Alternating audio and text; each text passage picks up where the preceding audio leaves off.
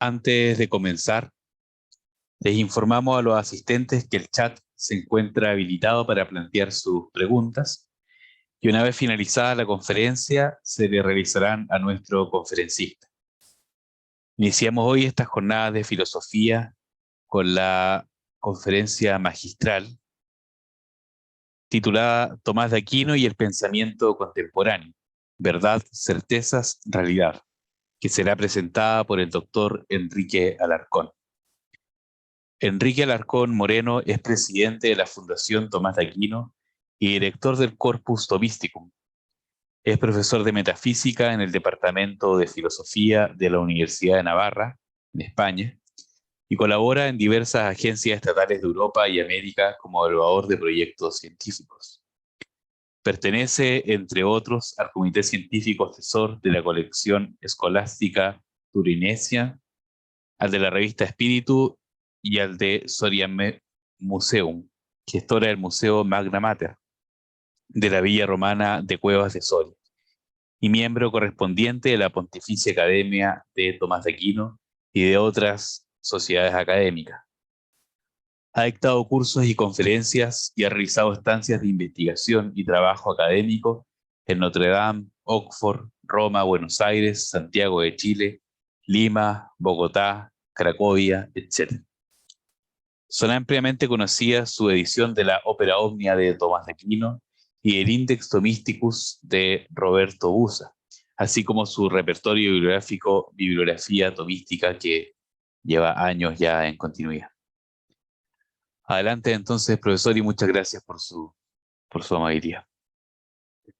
Pues, excelentísimo señor gran canciller, autoridades académicas, estimados colegas, quiero comenzar agradeciendo a los organizadores del evento haberme invitado a participar en él. Y verdaderamente me alegra tanto más cuanto que estamos comenzando un trienio tomista, ¿eh? Como dice el título de esta jornada, hace ya 700 años de la canonización de Santo Tomás, que fue el 18 de julio de 1323. El año próximo, el 7 de marzo, se cumplirán 750 años de la muerte, ¿no? Y por tanto del acceso, ¿no? A la vida definitiva de Santo Tomás de Aquino.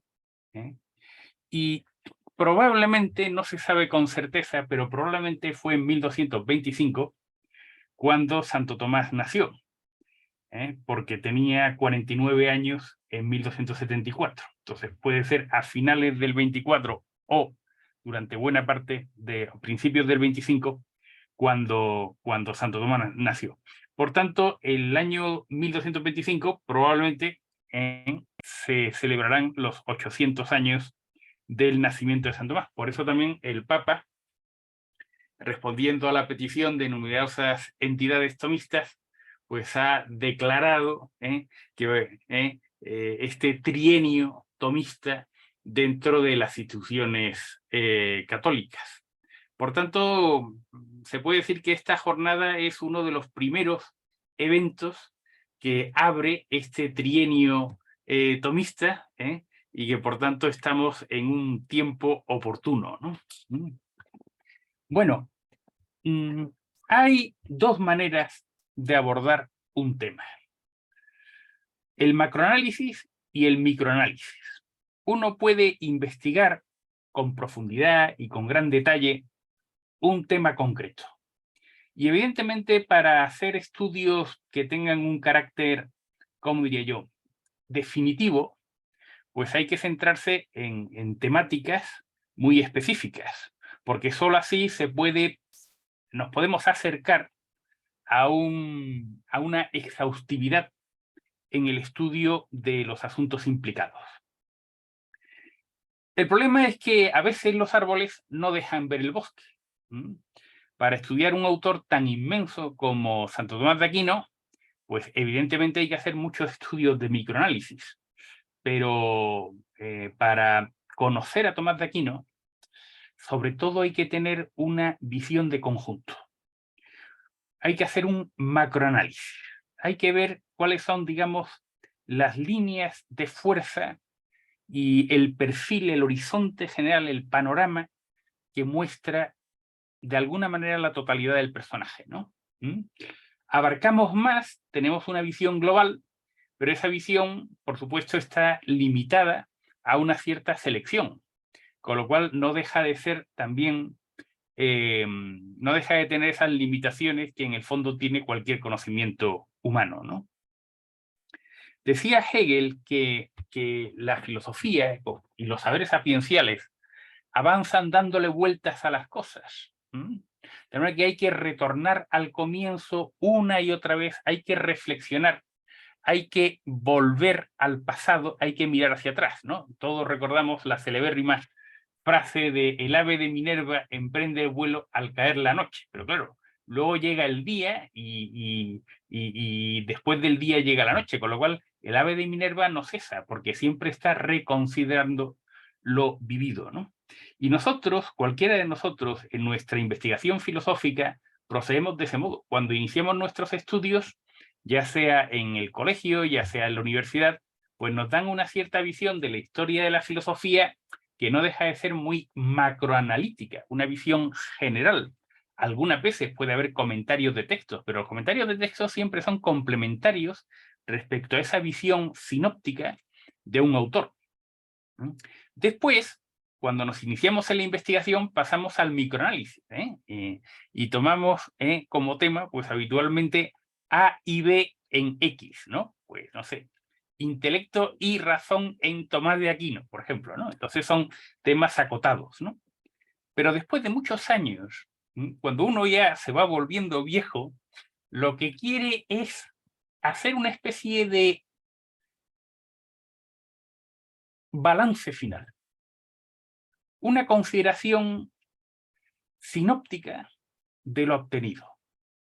Y yo voy a procurar hacer un enfoque de este estilo aquí, consciente de que tiene sus limitaciones, que no deja de ser, sino, como digo yo, una consideración estructural, de lo que después de muchos años a mí me parece que es más relevante en la relación que hay entre Tomás de Aquino y la situación contemporánea del pensamiento. Tomás de Aquino y pensamiento contemporáneo. Claro, esto es propio del saber filosófico, porque, como decía Aristóteles, los saberes sapienciales son arquitectónicos.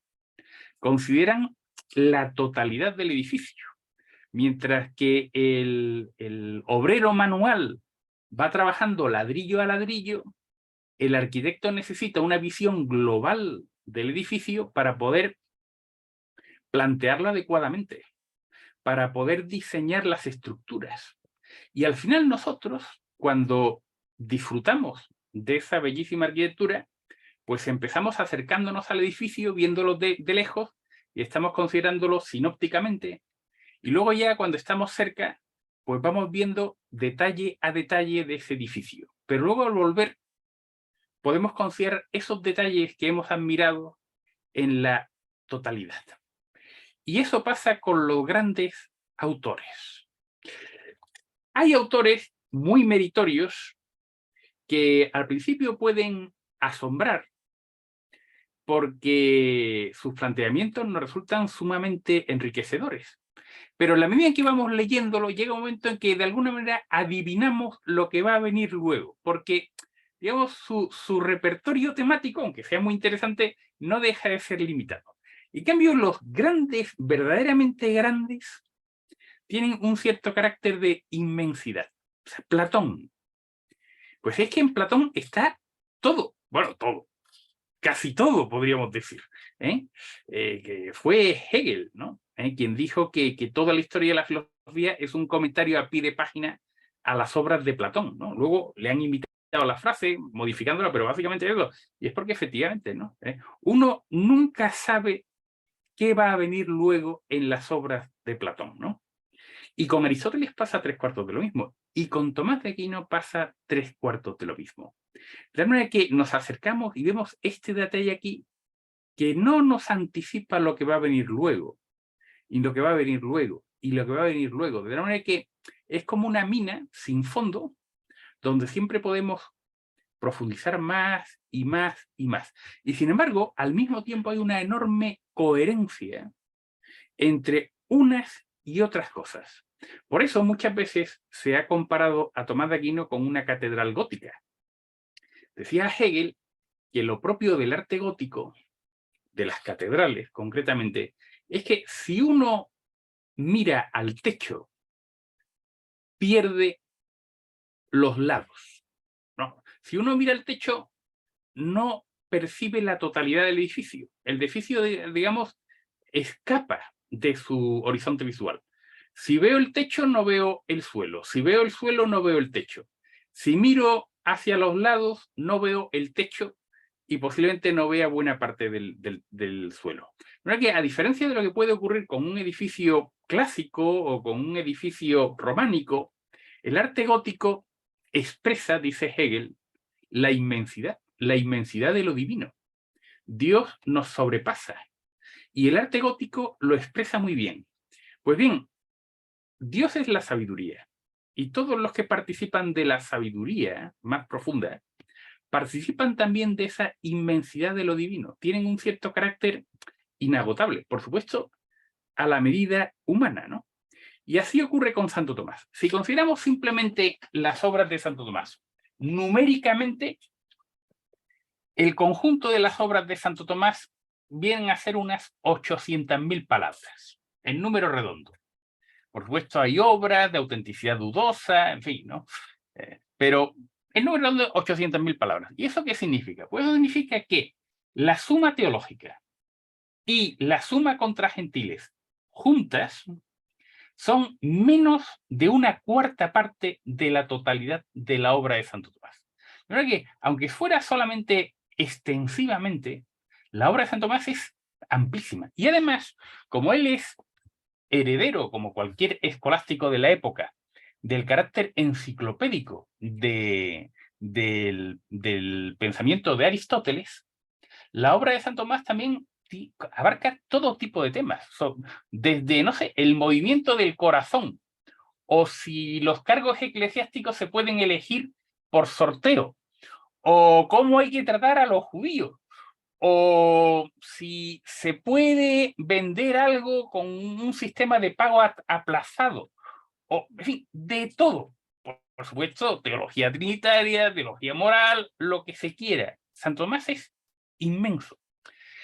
Hasta tal punto es rico y amplio la obra de Santo Tomás y requiere esa visión sinóptica de conjunto, porque si no los árboles no te dejan ver el bosque, que, por ejemplo, hoy en día el mayor proyecto humanístico financiado por la Unión Europea es un proyecto que tiene que ver con la anotación sintáctica de bases de datos textuales.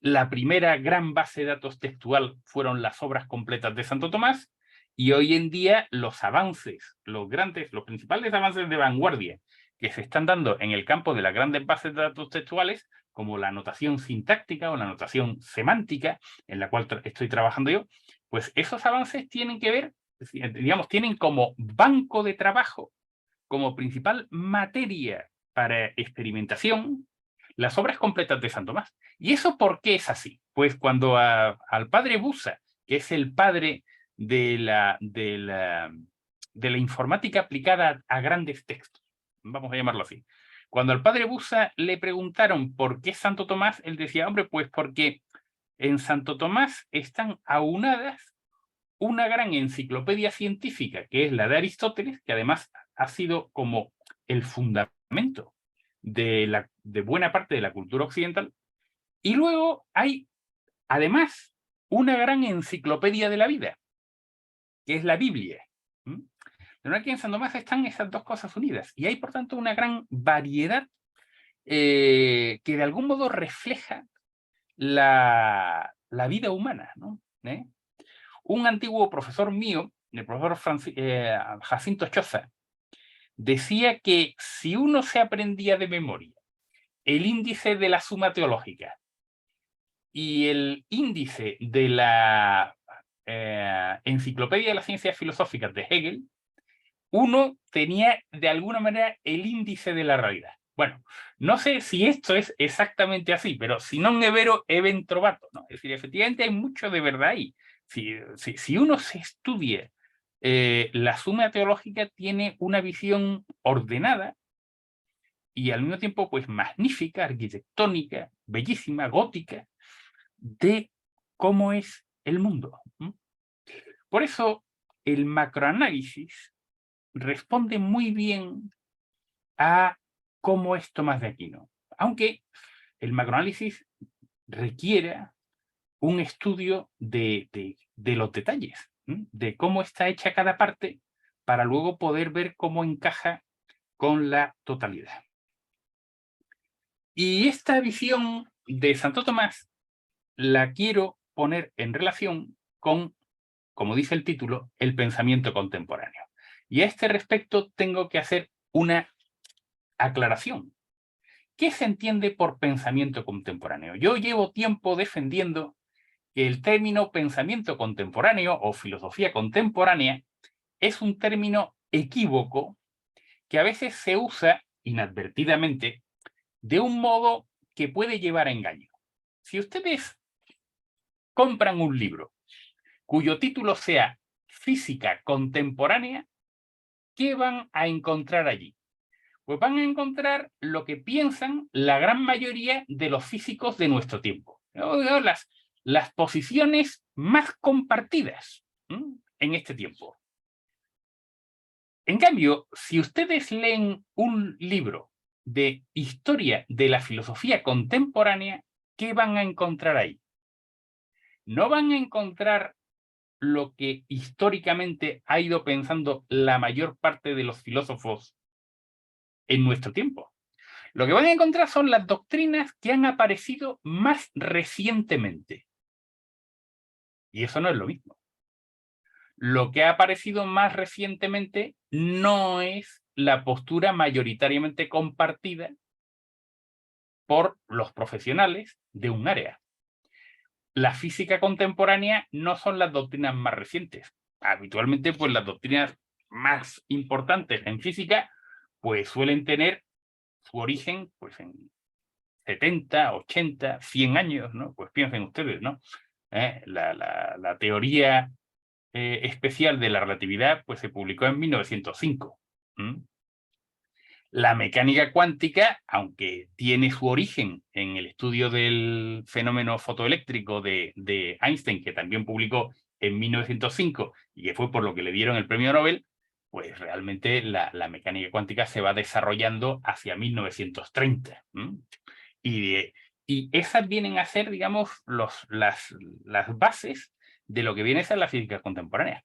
Y eso que la física es un conocimiento que, como digo, cambia mucho más rápidamente que la filosofía. La filosofía, al ser un saber sapiencial, también tiene mucho más contenidos perennes, ¿no? Es mucho más, vamos a decir, tradicional. Uno puede estudiar física sin saber mucho de historia de la física, pero uno no puede estudiar filosofía sin saber muy bien la historia de la filosofía. Pues, por ese motivo, sería más importante considerar como filosofía contemporánea lo que efectivamente piensan la mayor parte de los filósofos, y eso, en realidad, corresponde a conocimientos que son muy antiguos. Y voy a explicarles ahora por qué esto es así, y por tanto, qué estoy entendiendo en esta conferencia cuando hable del pensamiento contemporáneo. Fíjense ustedes, en el año 2013 se cumplían 500, fue el año 2014, cuando se cumplieron los 300 años del nacimiento de la Biblioteca Nacional de España. Y con ese motivo, pues, en fin, participé en una serie de trabajos dirigidos a la Biblioteca Nacional. Y concretamente uno de los temas que traté fue qué se estaba publicando en filosofía en el mundo actual, en el tiempo presente. Porque para saber lo que piensan la mayor parte de los filósofos hoy en día, lo que hay que ver es qué publican. ¿Qué es lo que mayoritariamente se publica en filosofía hoy en día. Y cómo ha ido evolucionando conforme avanza la edad contemporánea esas publicaciones en filosofía. Y una cosa que hice fue escoger 4 autores representativos de sendas épocas. Escogí Aristóteles como autor representativo de la Edad Antigua, Santo Tomás, representativo de la Edad Media, Kant, representativo de la Edad Moderna, y escogí Wittgenstein como representativo de la Edad Contemporánea. Evidentemente no son los únicos grandes pensadores de esas épocas, pero sí son bastante representativos cada uno de ellos de ese tiempo y sumamente influyentes. El caso de Wittgenstein además se debe porque la principal base de datos bibliográfica de nuestros días, el Philosopher's Index, pertenece a un ámbito, el anglosajón, donde el pensamiento analítico sigue teniendo especial fuerza. Pues bien, en los últimos 50 años, es decir, desde 1962 hasta 2012, ese trabajo lo hice en 2013. Pues en esos años, ¿cómo ha ido evolucionando el número de publicaciones sobre esos 4 autores? Pues bien, primer asunto. Los autores sobre los que más se publica, según el Philosopher's Index, la principal base de datos bibliográfica que hay en filosofía, son Aristóteles y Kant. Habitualmente, Aristóteles tenía un número de publicaciones algo mayor que Kant. Pero también es cierto que por recientes centenarios kantianos y también porque se agregó a la base de datos, digamos, repentinamente, pues la base de datos de Kantstudien, ¿no?, de bibliográfica de Kantstudien, pues ahora en el Philosophy Index aparecen más publicaciones de Kant que de Aristóteles. Pero en cuanto a publicaciones anuales, unas veces queda por encima del uno, otras veces queda el otro, pero los filósofos sobre los cuales más se publica son Aristóteles y Kant. Y eso, digamos, yo luego lo comprobé buscando diversos autores en el Philosophy Index y viendo cuáles eran los autores sobre los cuales se estaba publicando más. De tal manera que la filosofía contemporánea, aquello que interesa, que quieren aprender, que quieren saber los filósofos de nuestro tiempo, ¿es la filosofía reciente? Pues no, son filósofos, pues fíjense ustedes, Aristóteles, ¿no? Pues siglo IV antes de Cristo, nada menos, ¿no? Y Kant, ¿no? Pues finales del siglo XVIII, pues son autores ya con siglos de antigüedad, ¿no? Y sin embargo siguen siendo iluminadores para las personas de hoy. Pero, ¿y si atendemos no ya al número absoluto de publicaciones como ilustrativo del pensamiento contemporáneo, sino al crecimiento o decrecimiento del número de publicaciones en esos 50 últimos años? Pues salía un dato, un dato también bastante interesante, y es que si uniformizamos, hay una fórmula matemática para ello, el incremento de publicaciones sobre Aristóteles en los últimos 50 años, aparecía un crecimiento aproximadamente de un 9, o sea, de una pendiente de 9 sobre 180. Imaginen ustedes una cuesta, pues de un 9%. Una pendiente del 9%. En Kant pasaba 3/4 del mismo. Es decir, pues más o menos un 9%. Sobre Wittgenstein, la pendiente prácticamente era de 0. Es decir, que hace 50 años, y 49, y 48, y 47, etcétera, etcétera, se publicaba más o menos el mismo número de estudios que 50 años después, que digamos el año pasado o el antepasado, etcétera, ¿no? Como el número de editoriales y de revistas ha crecido, eso significa que, de facto, el interés por Wittgenstein, por las obras de Wittgenstein entre los filósofos contemporáneos, ha ido decreciendo, mientras que ha ido aumentando el interés por Kant y Aristóteles. Pero, ¿y Tomás de Aquino, como el cuarto pensador de referencia, el representante, digamos, de la filosofía medieval? Bueno, pues uno podría pensar que como estos 50 últimos años corresponden al posconcilio y a una época en que supuestamente había decrecido el interés por Santo Tomás, etcétera, etcétera, pues también el número de publicaciones sobre Santo Tomás habría decrecido. Pero no es así, al revés. El incremento de publicaciones sobre Tomás de Aquino, de acuerdo con la base de datos bibliografía tomística, que es la mayor base de datos de estudios tomistas que exista, ha sido del de pendiente 18. Es decir, una pendiente 2 veces más pronunciada que el incremento de publicaciones que ha habido sobre Aristóteles y Kant. Pero con una salvedad, y es que el número de publicaciones teológicas ha descendido, mientras que lo que ha aumentado ha sido el número de publicaciones filosóficas. Es decir, que hay lo que se ha dado en llamar un renacimiento tomista, un interés progresivamente mayor por el pensamiento de Santo Tomás desde los años 60, pero en ámbitos que podríamos llamar laicales, académicos, universitarios y de carácter filosófico, más que en seminarios o universidades eclesiásticas, o en facultades de teología, ¿no? Donde ciertamente no ha sido así, ¿no? Bueno, esto es muy significativo. Si hablamos de pensamiento contemporáneo, Tomás de Aquino es uno de los autores que ha ido suscitando más interés. Y fíjense ustedes que yo este estudio lo publiqué en el año 2013. Vamos, lo publiqué, lo envié a la Biblioteca Nacional en el año 2013. Pero entre el año 2005 y el año 2015, especialmente en Estados Unidos, ha habido un fenómeno muy curioso, que es un acercamiento entre los estudios filosóficos y los estudios teológicos. Es decir, cada vez hay más colaboración.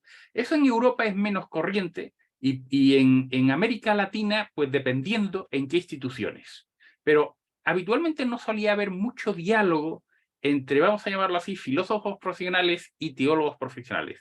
Mientras que en Estados Unidos, que de algún modo augura algunas de las corrientes que van a ir triunfando con el tiempo, eso ha ido creciendo cada vez más. Y además con especial atención a los estudios bíblicos. Es decir, cada vez hay más interés dentro de estudios filosóficos por asuntos de inspiración bíblica y, por supuesto, en estudios teológicos por asuntos de inspiración filosófica.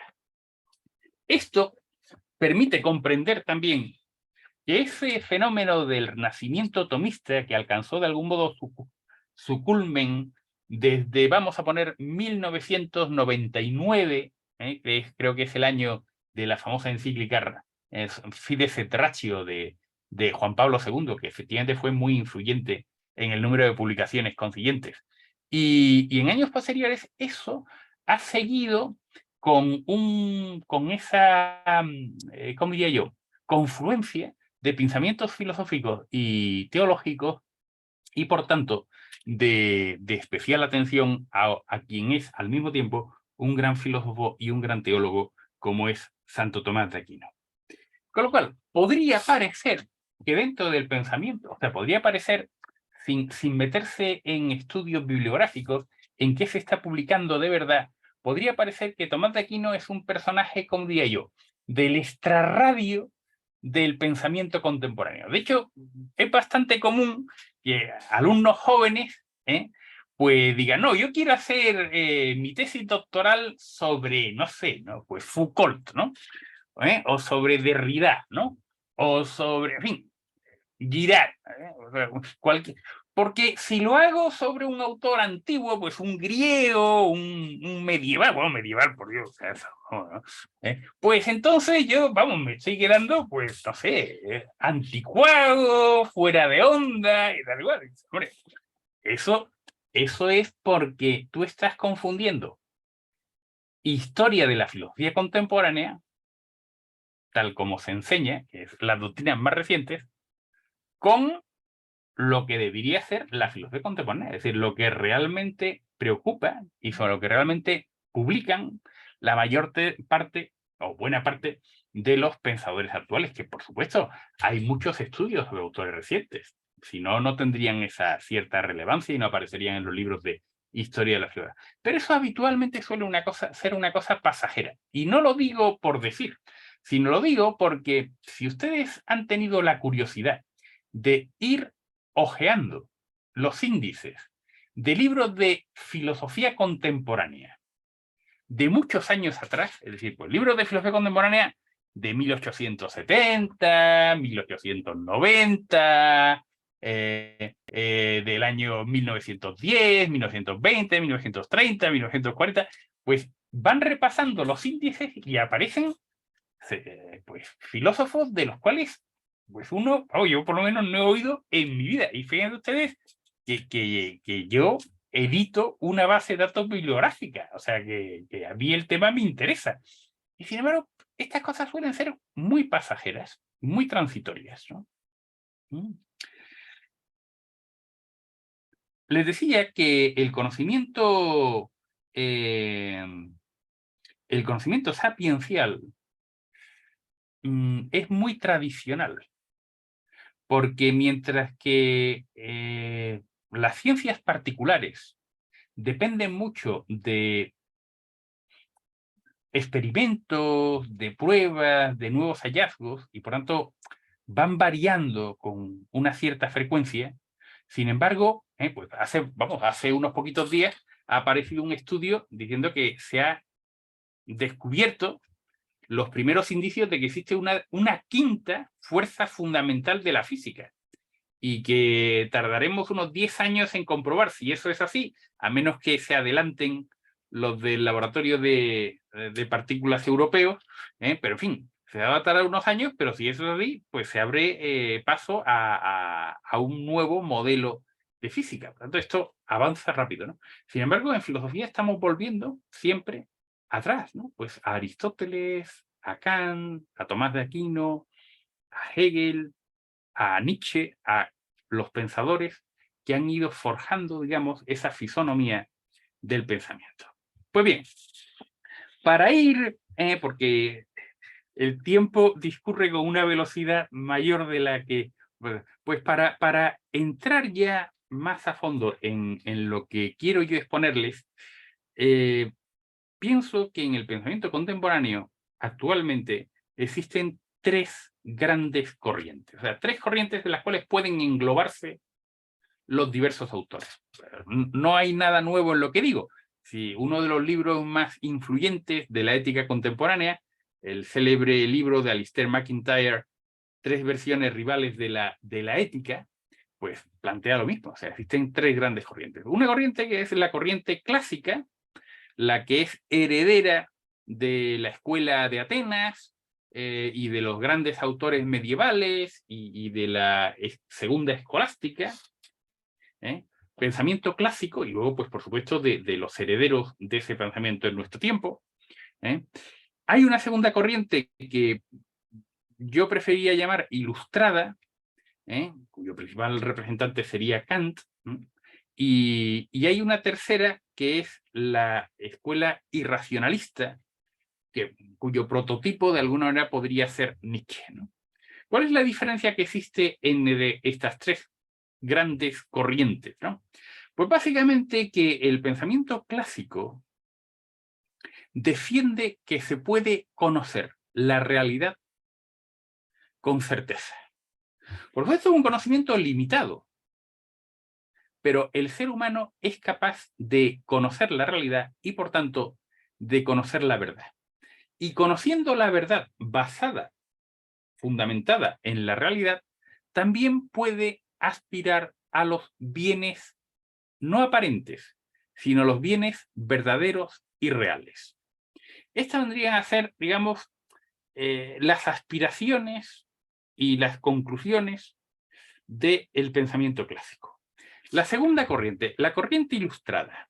En la corriente ilustrada de tipo kantiano, que es la más influyente, propiamente no cabe acceder a la realidad de las cosas, pero sí aspirar permanentemente a metas que van a ser beneficiosas.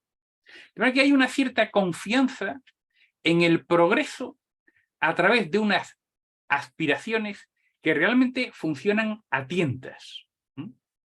Hemos de aspirar a mejorar nuestra vida, aunque no sepamos muy bien cuál es la realidad de las cosas, ¿no? Como dice Kant, ¿no? Pues tuve que dejar a un lado a la razón para dar lugar a la fe. Bueno, si ustedes ven los planteamientos que suelen llamarse progresistas, verán ustedes como entre lo que pensaban pensadores progresistas, pues estoy pensando, por ejemplo, ahora en el fundador del Partido Socialista Obrero Español, Pablo Iglesias, ¿no? Entre lo que defendía el Partido Socialista en 1900, lo que defendía en 1920, lo que defendía en 1930 y lo que puede estar defendiendo hoy en día, hay diferencias enormes. Es decir, si el fundador del Partido Socialista Obrero Español viera el programa del Partido Socialista de nuestros tiempos, pues probablemente se llevaría muchas veces la mano a la cabeza. Pero eso es asumido perfectamente. ¿Por qué? Pues porque no hay un conocimiento de lo real y natural, sino que hay un intento de conocimiento que se va rectificando. Y por tanto, las metas políticas también se van rectificando. De tal manera que hay una especie de aspiración a una meta que nunca es fija, ¿no? Sino que va variando. Y luego está la corriente irracionalista. En la corriente irracionalista no se aspira a una mejora, sino que se aspira a una especie de autorrealización. Es decir, el ser humano ha de construirse a sí mismo, sin que tenga metas prefijadas. Y no puede haber metas prefijadas, ni verdad, ni bien real, porque eso limitaría la libertad y la autonomía del ser humano. Por tanto, no es que no sepamos cómo es la realidad, sino que es que además tampoco importa cómo sea la realidad, porque la realidad, en último extremo, es de construirla nosotros. Propiamente no hay realidad. Y como no hay realidad, tampoco es que la vida humana tenga que ser una vida inteligente. La vida humana tiene que ser libre y poderosa, pero no necesariamente sapiencial, porque la sabiduría realmente no importa. Como dice Nietzsche, mientras exista la gramática, Dios sigue existiendo. Es decir, cualquier modo de hacer determinado que tú me pongas ya es una limitación respecto a mi propia libertad, ¿no? Pues bien, ¿qué tendría que decir Tomás de Aquino ante este panorama intelectual? Pues verán, Tomás de Aquino, como cualquiera de los grandes maestros de su tiempo, procura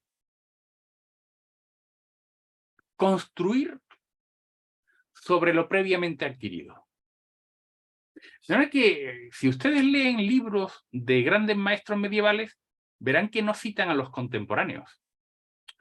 ¿Por qué? Pues porque citar al contemporáneo era de algún modo como darle importancia a lo que no deja de ser algo minoritario, porque es muy reciente, ¿no?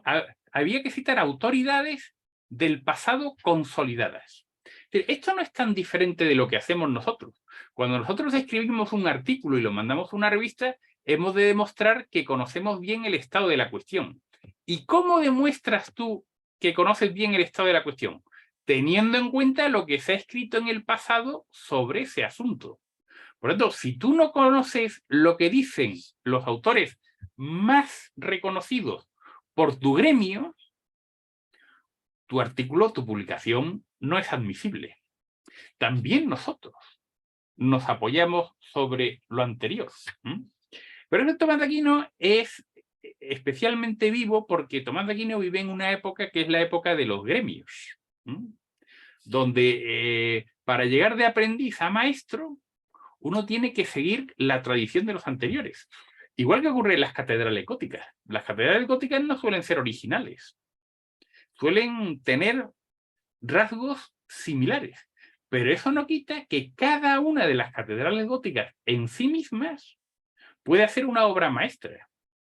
Y que ir a ver la Catedral de Sevilla no te quita para nada que valga la pena ir a ver la Catedral de Chartres, o Notre Dame de París, o la Catedral de Colonia, cualquiera de las grandes. Pues lo mismo, es decir, pues Santo Tomás, San Alberto Magno, San Buenaventura, Roger Bacon, son escolásticos, son muy tradicionales, pero vale la pena leer a cada uno de ellos. Cada uno de ellos es su propia catedral gótica.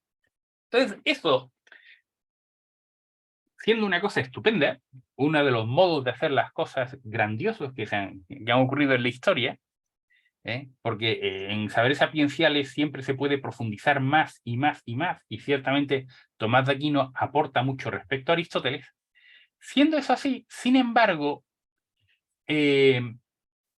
supone una cierta dificultad para nosotros. Y es que Tomás de Aquino argumenta sobre premisas que eran las comúnmente aceptadas en su tiempo. Y las premisas comúnmente aceptadas en tiempos de Santo Tomás no siempre son las premisas comúnmente aceptadas en nuestro tiempo. Si Santo Tomás viviera en nuestro tiempo, probablemente argumentaría con posiciones muy similares, pero construyendo su argumentación desde premisas diferentes, igual que puede hacer de manera distinta las argumentaciones en la Suma contra Gentiles, que está dirigida justamente a los gentiles, a los no cristianos, que en la Suma teológica. En la Suma teológica, pues hace argumentaciones que los gentiles no admitirían, pues por ejemplo, fundándose muchísimo más en la Escritura o en los padres de la Iglesia, en la tradición. En cambio, los filósofos habitualmente considerados prestigiosos en el momento, pues eso sí, argumentan lo mismo en un momento que en otro. Entonces, de alguna manera, cuando uno estudia a Santo Tomás, a la hora de exponerlo, ha de adecuar la sabiduría allí presente a unas argumentaciones construidas de un modo algo distinto. ¿Cómo? Usando puntos de partida que sean generalmente aceptados, mayoritariamente aceptados en nuestro tiempo. Fíjense ustedes que Aristóteles hace eso mismo en el libro cuarto de la Metafísica. Porque Aristóteles, a diferencia de Santo Tomás, sí que tuvo que enfrentarse con adversarios intelectuales que no creían en la posibilidad humana de alcanzar la certeza sobre la realidad. Existía mucho sofística, muchísima sofística, y había muchísimo pragmatismo algo irracionalista. O sea, la búsqueda del poder político, por ejemplo, por parte de muchos sofistas, ¿no? Entonces, ¿qué hace Aristóteles? Aristóteles lo que hace es mostrar que si tú vives una vida humana, es decir, si vives con inteligencia y con libre voluntad, es indispensable que aceptes el principio de no contradicción. Indispensable. Piensen ustedes, por ejemplo, en el célebre gato de Schrödinger. Dice Schrödinger, bueno, pues si una caja negra que no se puede ver lo que hay dentro, tiene dentro una ampolla de veneno y se cae, y no sabemos si la ampolla está rota o no está rota, el gato está vivo y no está vivo. Bueno, no digo que el razonamiento de Schrödinger sea muy bueno, digo que es el que es, ¿no? Los físicos no se ocupan justamente de lógica, pero en fin. Entonces, fíjense ustedes, si un gato, como dice Schrödinger, en ciertas condiciones está vivo y no está vivo, ¿qué significa vivo? Si es lo mismo que muerto. ¿Y qué significa muerto? ¿Qué es lo mismo que vivo? Pues es como decir buruburu. Es decir, si yo le digo a cualquiera de ustedes, oiga, me debe 1 millón de euros. Es decir, que no me debe 1 millón de euros. Bueno, pues no sé lo que me está diciendo usted, ¿no? Es imposible pensar, querer, actuar contradictoriamente. Por tanto, sea cual sea el tema del que tratemos, sea en ciencias particulares, sea en filosofía, sea en literatura, sea en lo que sea, si vivimos con inteligencia, con voluntad y si actuamos sobre la base del principio de no contradicción. Y en el principio de no contradicción, como muestra Aristóteles en el libro cuarto de la Metafísica, les invito a leer el comentario de Santo Tomás sobre el libro cuarto de la Metafísica, que es sumamente profundo e interesante. En el principio de la contradicción está presente la estructura de la sustancia. Porque es un sujeto que puede ser de un modo, puede ser de otro, y si es de un modo, pues no es de otro. Por tanto, es un sujeto con un modo de ser. Y el modo de ser y el sujeto son un único ente, porque solo es lo que es, y es imposible que además de lo que es, también sea lo que no es. Cuando en el principio de la contradicción está el ente por antonomasia, que es la sustancia. Eso dice Aristóteles. Pero Santo Tomás aporta algo más. Y es lo siguiente. Fíjense ustedes. Cuando pensamos, y por tanto necesariamente empleamos el principio de no contradicción, cuando el ilustrado aspira a una nueva meta, cuando el irracionalista pretende ejercitar su voluntad, necesariamente se sujetan al principio de no contradicción, porque si lo que quieres es lo mismo que no quieres, ya no sabes ni lo que quieres ni lo que dejas de querer. Por tanto, no piensas y por tanto no vives una vida humana. Tampoco te estás construyendo como hombre, digamos, ¿no? Pues en el principio de la contradicción, en el fondo, ¿qué es lo que hay? Pues en el fondo del principio de la contradicción, lo que hay es que, primero, hay realidad. Porque si no hubiera realidad, sería imposible que solo fuera lo que es. Si solo es lo que es y es imposible que además de lo que es también sea lo que no es, entonces hay realidad. Primer punto. Segundo punto. Hay una única realidad. Porque si hubiera varias realidades, en una podría ser lo que no es. Pero solo puede ser lo que es y es imposible que además sea lo que no es, porque la realidad es única. Y tercero, la nada no es una posibilidad alternativa al ser. Porque si el no ser fuera posible, además de lo que es, también podría ser lo que no es. Es decir, hay realidad. Hay una única realidad y la realidad es la única posibilidad.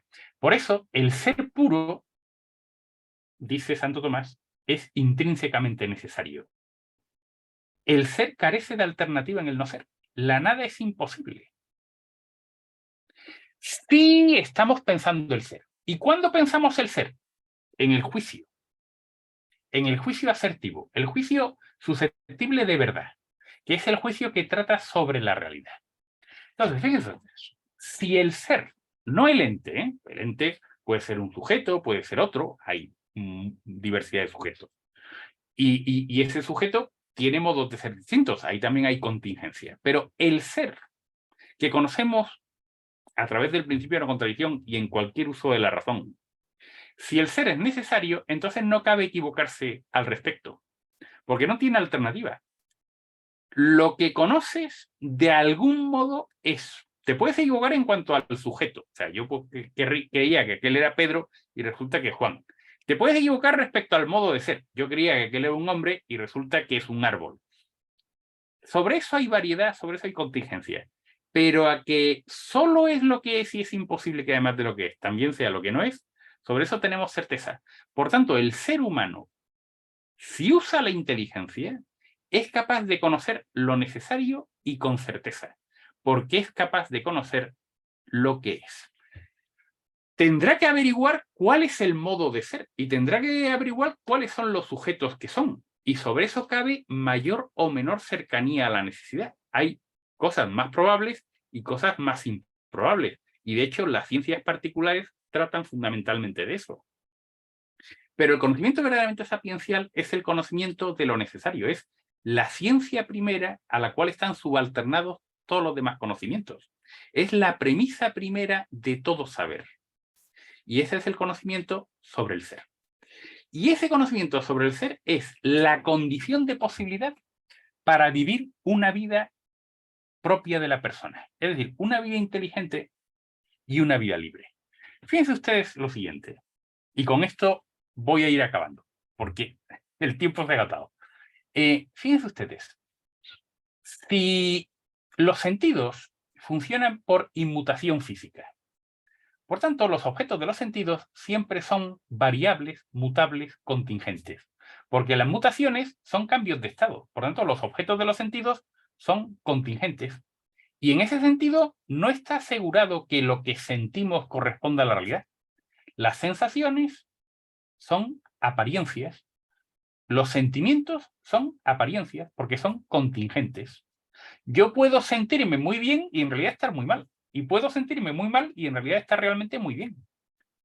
Pero la inteligencia es capaz de ir más allá de la apariencia precisamente porque es capaz de conocer lo necesario. Los sentidos no pueden conocer lo necesario porque se inmutan por movimientos, por tanto, por estados contingentes. Pero la inteligencia es capaz de saber, y ahí radica la certeza, en el conocimiento de la necesidad. Por eso, el principio de no contradicción y, consiguientemente, el conocimiento de la unicidad, de la necesidad del ser, es el fundamento de cualquier demostración. Es decir, de cualquier advertencia con certeza, de la necesidad de la conclusión a partir de unas premisas. Porque solo es lo que es y es imposible que además de lo que es, sea lo que no es.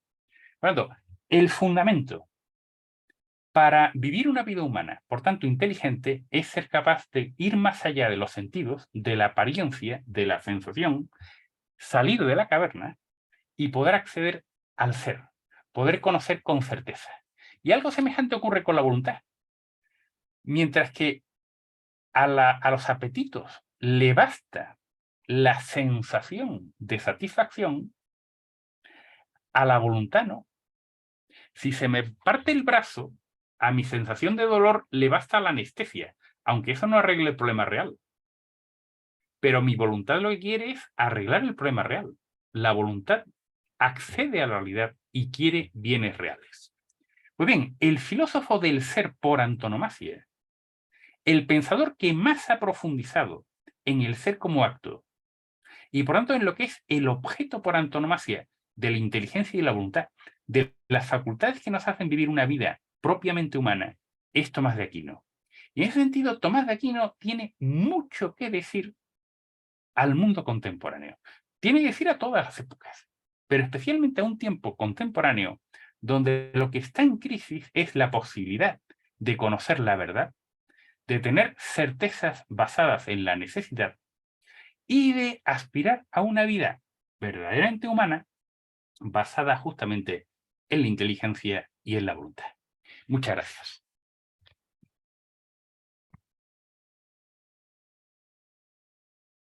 Agradecemos al doctor Enrique Alarcón y a continuación damos paso a las preguntas que los asistentes han realizado a través del chat. La profesora María Fernanda Balmaceda dice: muchas gracias por su analítica y madurada exposición, profesor Alarcón. Le consulto si considero que hay una única matriz fundamental de estas corrientes de pensamientos contemporáneas a que refiere en torno al tema de la obtención de la certeza. Bueno,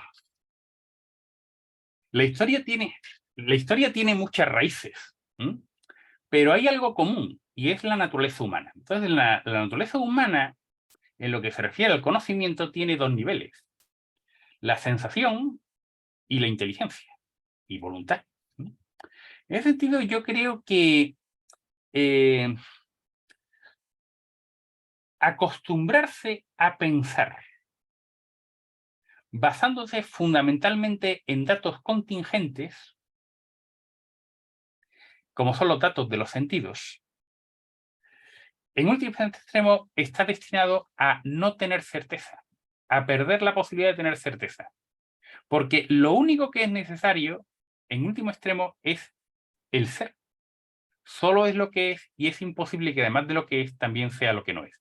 Mientras que el ser no es conocido por los sentidos. Por los sentidos son conocidos los sujetos y son conocidos los modos de ser, las categorías, digamos, porque son contingentes y por tanto pueden ser conocidas a través de movimientos físicos que inmutan nuestros sentidos.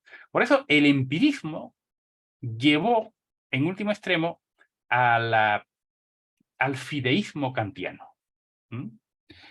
tenemos sensaciones, pero con esas sensaciones no podemos tener certezas.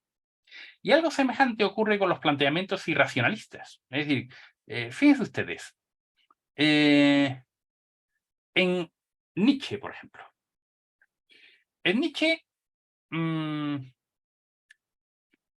teóricamente, la voluntad tendría que ir más allá del bien y del mal.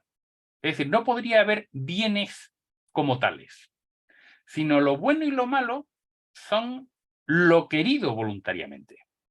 Pero ¿por qué Nietzsche sostiene eso? Porque eso es el modo de alcanzar la libertad, el poder.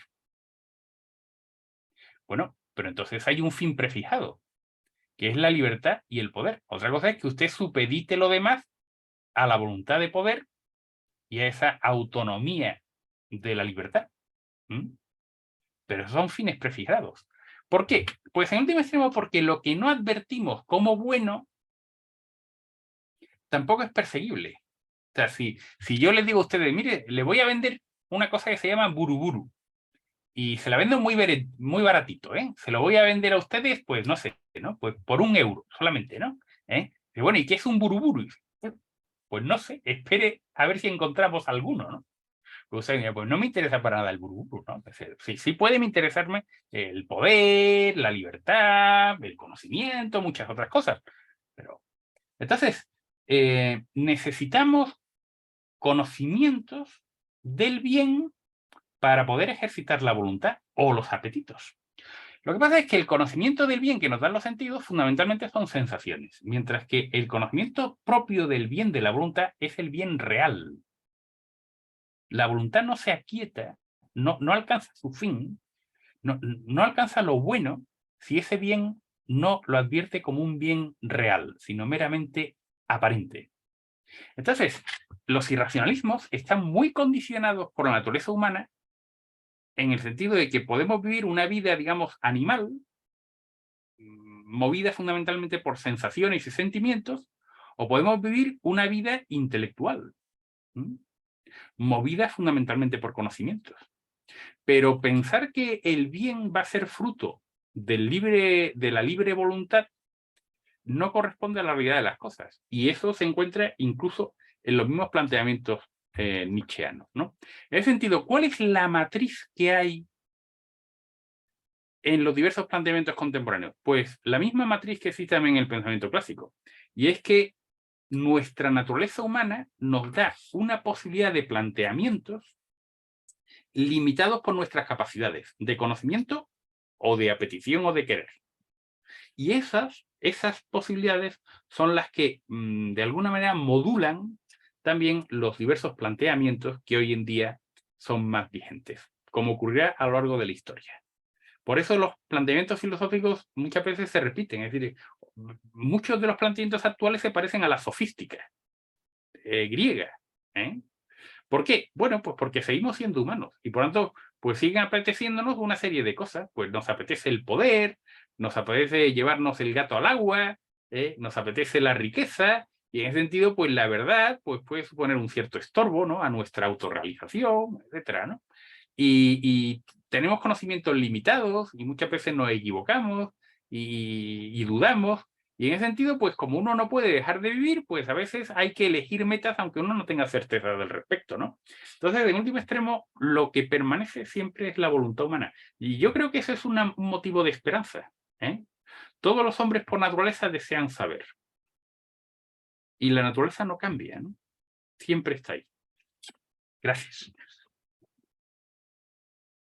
Gracias, profesor. También hay otra pregunta del profesor David Solís. Dice, muchas gracias, profesor, por la conferencia. Una consulta. ¿Podría ser la metafísica del acto de ser un punto de diálogo entre Tomás de Aquino y la filosofía de la actualidad? Hay un énfasis en autores contemporáneos en torno a la noción de acontecimiento. No es lo mismo que acto de ser, pero podría existir allí un punto de encuentro y de enriquecimiento. Bueno, a mí me parece que en parte sí, pero en parte. ¿Por qué? Pues porque es intrínseco a la noción de acontecimiento el carácter de eventualidad.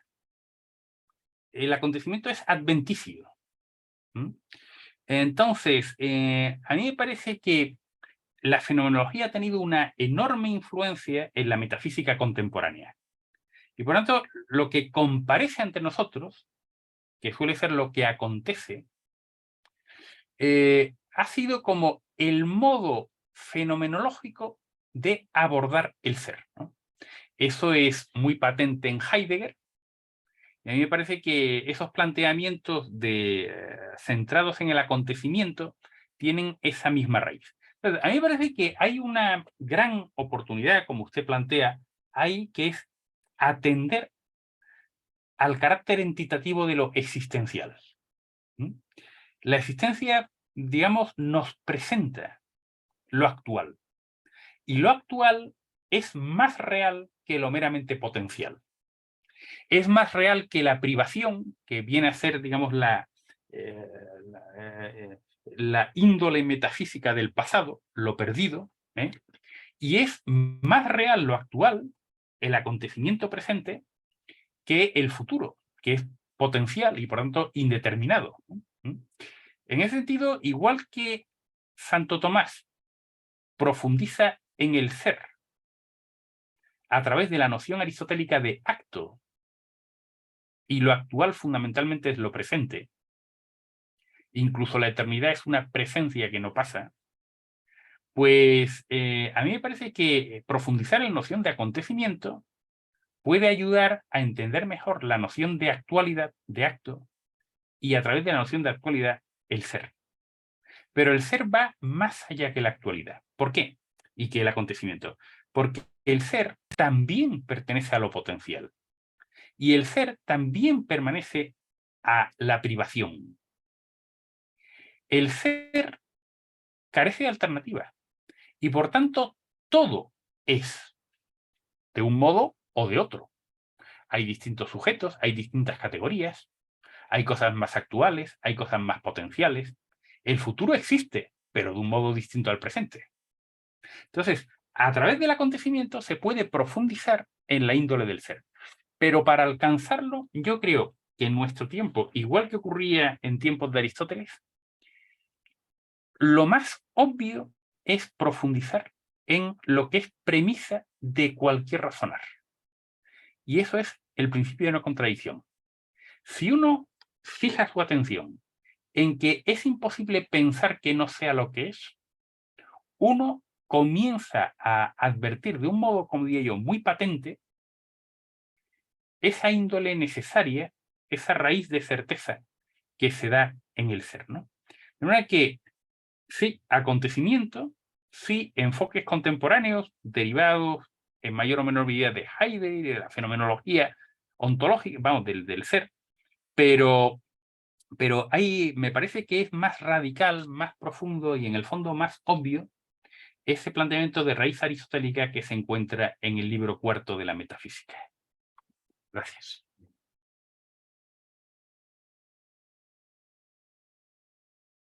Bien, agradecemos entonces la conferencia y la respuesta y finalizando entonces el espacio para las preguntas, damos comienzo a nuestra primera mesa que modera el académico Ignacio Miralbel, muy amigo ahí del profesor Alarcón. Muy bien, buenos días. ¿Me escuchan? ¿Sí? Sí, se escucha bien. Bueno, comienzo agradeciendo al profesor Enrique Alarcón su conferencia inicial de nuestras jornadas y a partir de ahora pues iniciaremos la primera mesa de ponentes. A nombre de la Facultad